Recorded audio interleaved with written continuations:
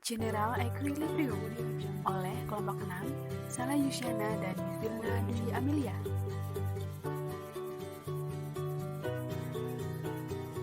Apa sih General Equilibrium itu? General Equilibrium atau keseimbangan umum merupakan seimbangnya harga beli terhadap harga jual, seimbangnya permintaan barang dengan penawaran barang, juga keseimbangan antara pengeluaran uang dengan pemasukan dan juga keseimbangan antara pendapatan dengan pengeluaran yang terjadi. Keseimbangan umum atau equilibrium adalah kondisi di mana jumlah permintaan sama dengan jumlah penawaran. Jumlah barang pada keadaan itu disebut dengan kuantitas keseimbangan. Tingkat harga yang membentuk keadaan keseimbangan itu disebut harga keseimbangan.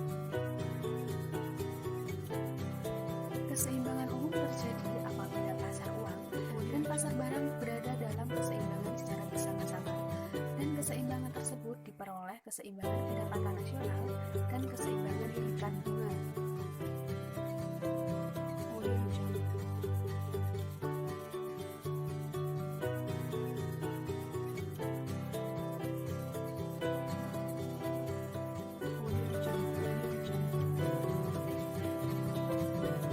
Misalkan pada sebuah kasus, sebuah perekonomian ada 10 juta barang. Jika semua barang mempunyai struktur pasar bersaing sempurna, maka penawaran dan permintaan dari 10 juta barang tersebut akan sama. Kondisi ini terjadi keseimbangan umum.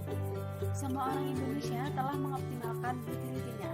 Semua orang akan merasa puas. Dalam kondisi seperti ini, tidak ada seorang pun yang mampu menaikkan kepuasannya tanpa mengurangi kepuasan orang lain. Dengan kata lain, semua orang telah mengoptimalkan keputusannya. Semua konsumen telah menentukan pola konsumsinya, dan semua produsen telah menentukan pola produksinya.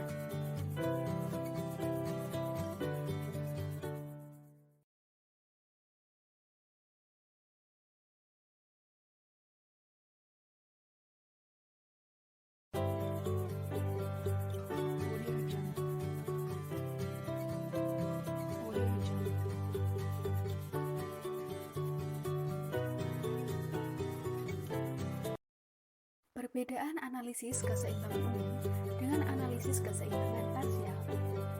Analisis keseimbangan umum menentukan keseimbangan harga dan jumlah barang dalam semua pasar dengan mempertimbangkan pengaruh balik dari pasar yang ada.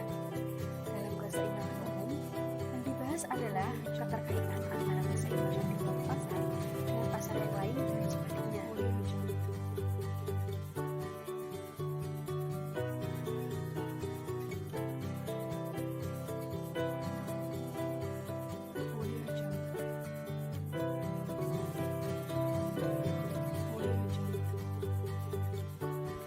Analisis keseimbangan parsial menentukan keseimbangan harga dan jumlah barang dalam suatu pasar terlepas dari pengaruh luar, misalnya pengaruh dari pasar yang lain.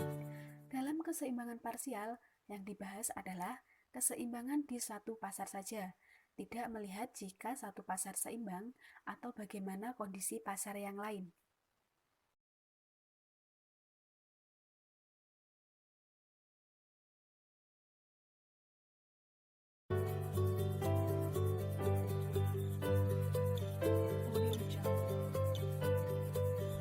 Model keseimbangan umum.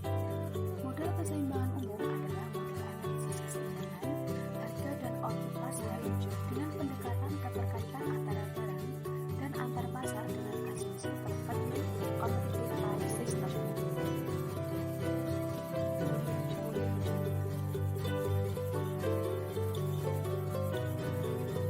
Model keseimbangan umum. Dari gambar tersebut, pada awalnya semua pasar berada di tingkat keseimbangan W1, W1, dan W2, W2. Pada grafik A, ketika terjadi kenaikan permintaan tomat dari D ke D aksen, maka akan terjadi serangkaian penyesuaian di pasar lain yang terkait. Pada grafik D, kenaikan permintaan tenaga kerja dari D ke D aksen dan upah pekerja di perkebunan tomat dari W1 ke W3. Kenaikan biaya produksi tomat yang menyebabkan kenaikan harga dari P1 ke P3 akan mengakibatkan pergeseran kurva penawaran dari S ke S aksen. Hal tersebut menyebabkan penurunan permintaan mentimun dari D ke D aksen yang tergambar pada grafik C, serta mengakibatkan penurunan permintaan tenaga kerja di perkebunan mentimun dari D ke D aksen yang tergambar pada grafik D.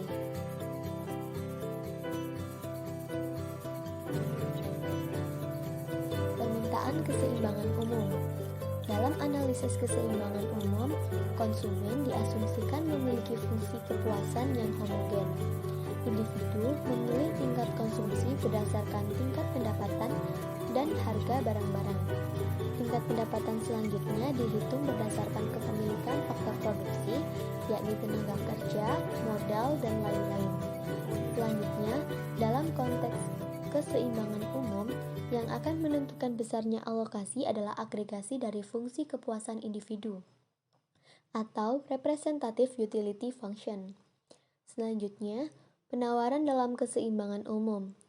Dalam model keseimbangan umum, hal yang lebih kompleks untuk dimodelkan adalah sisi penawaran. Dalam model keseimbangan umum, produksi diasumsikan efisien dalam alokasi faktor. Dalam hal ini dimisalkan modal dan pekerja.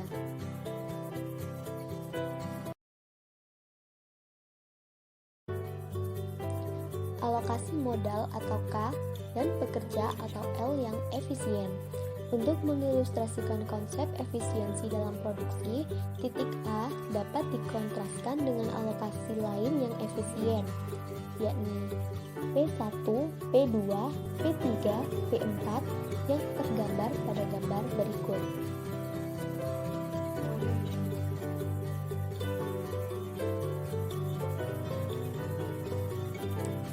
Selanjutnya, asumsi perfectly competitive price system.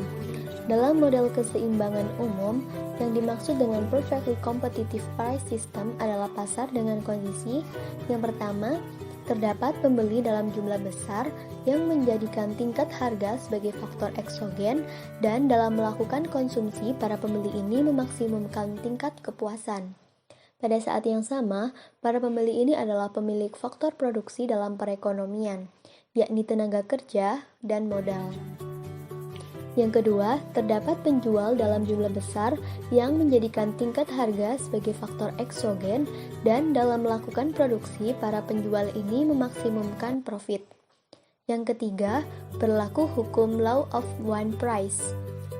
Yang keempat, baik konsumen dan produsen memiliki informasi simetri dan tidak ada kepastian.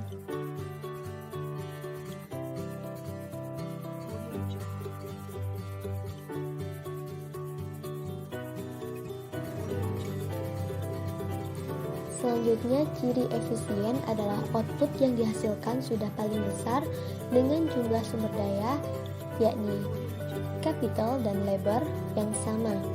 Pada titik A, jumlah output X2 dapat ditingkatkan dengan menggeser isokuan menjadi X3 atau dari Y2 ke Y3. Sementara di titik A dengan total K dan L yang sama dengan skenario tadi menghasilkan output yang lebih rendah.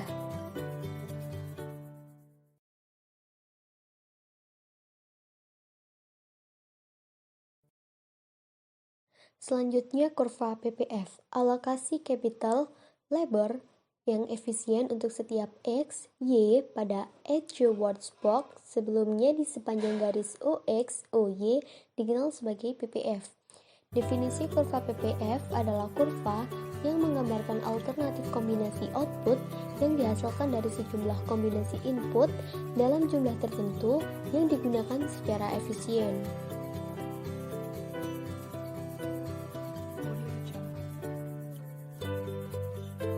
Berikut ini adalah ilustrasi Edgeworth box diagram. Dengan asumsi jumlah capital dan labor yang terbatas di perekonomian untuk produksi barang X dan Y, maka ilustrasi alokasi yang mungkin dari dua faktor produksi ini adalah dalam gambar di samping, semua capital dan labor habis dipergunakan semuanya. Itu tadi pemaparan materi mengenai general equilibrium dari kelompok 6. Sekian, terima kasih.